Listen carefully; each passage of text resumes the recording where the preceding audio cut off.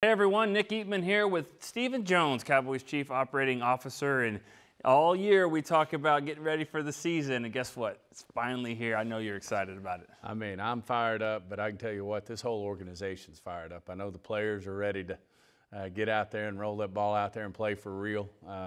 You know, they've obviously hadn't been, especially those top 15, 20 players, hadn't been playing much in the preseason. I know they're really ready for game action, and then you know, the staff's ready to got a great game plan for Tampa. And, you know, I think in general it's time to play football. But it doesn't get any better than this. I mean, playing the Buccaneers and, of course, the best to ever play the game, probably the GOAT, and Tom Brady coming in our house.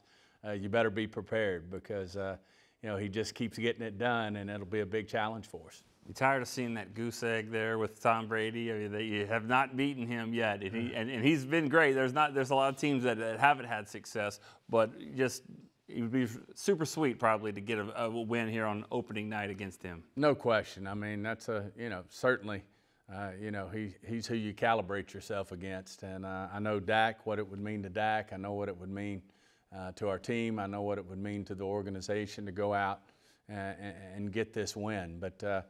Certainly, Tom Brady's going to be prepared.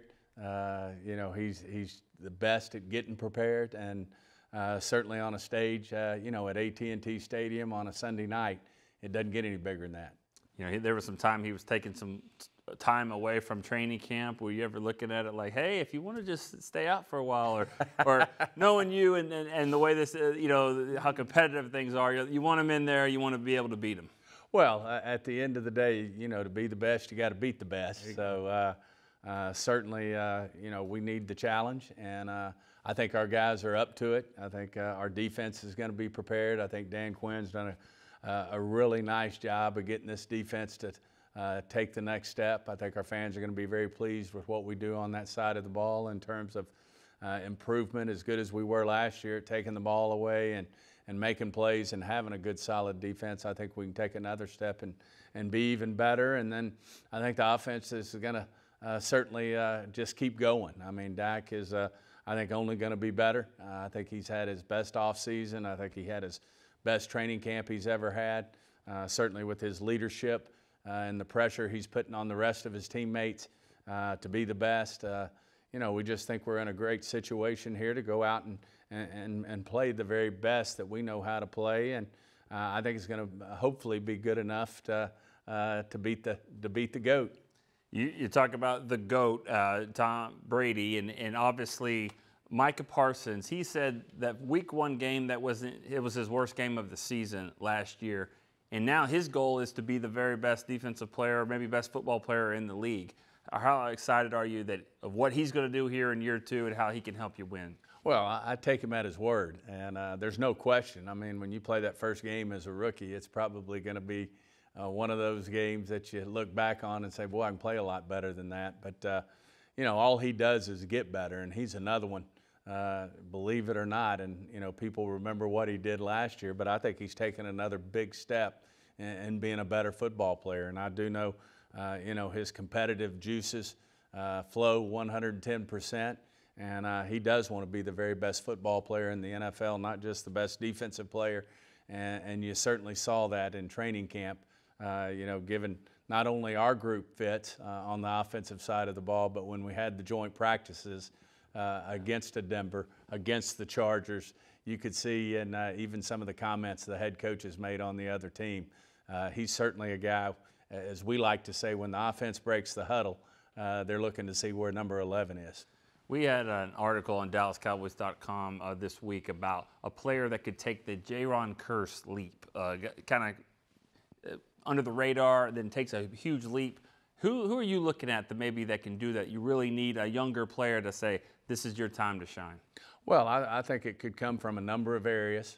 You know, starting on the defensive side of the ball, you know, you look at a Fowler coming in here like a Quinn did a couple of years ago, could certainly surprise like a Quinn.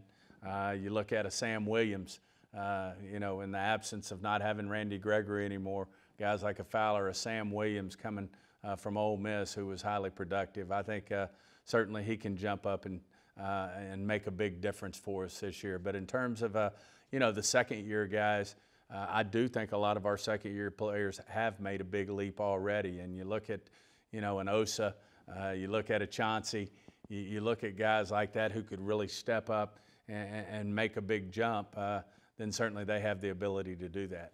Well, last question. I'm not going to let you go without asking you about an Arkansas player that you signed this week onto the practice squad, Jason Peters. What is the timetable for him, and can you give us a little bit of a preview of where we might see him this year? Well, I think he's obviously he's a Hall of Fame type player. I think most people would agree that he is a Hall of Famer, and it's at left tackle. And certainly, he's going to be great for Tyler Smith in terms of coaching him up as he gets himself prepared to be in the type of shape you need to be in, to play in a game.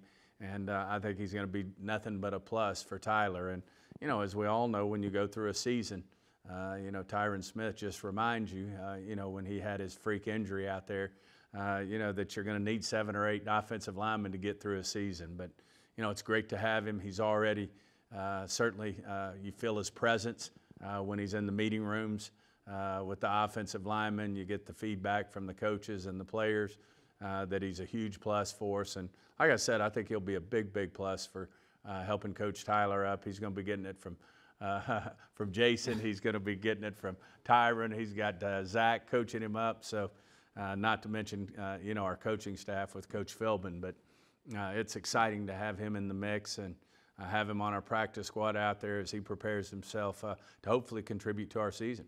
All right, Stephen, we know how busy you are. Thank you so much for joining us here on DallasCowboys.com. So we'll see you at the game Sunday night. Look forward to it, Nick. You'll be there for this one? I think I'll make this opener. All right, Stephen Jones, I'm Nick Eatman. We'll see you next time on DallasCowboys.com.